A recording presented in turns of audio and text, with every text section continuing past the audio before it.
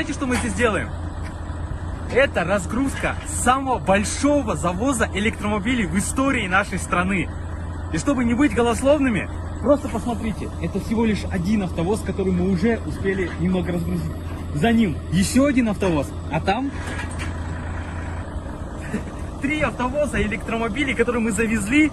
Кроме этого, мы уже успели разгрузить одну фуру, там было 2 машины, и еще к нам едет фура с еще электромобилями. Такого еще не было, друзья. Вот, работаем, привозим машины. Все для вас, друзья. Покупайте электромобили, переходите на электро, потому что за этим будущее.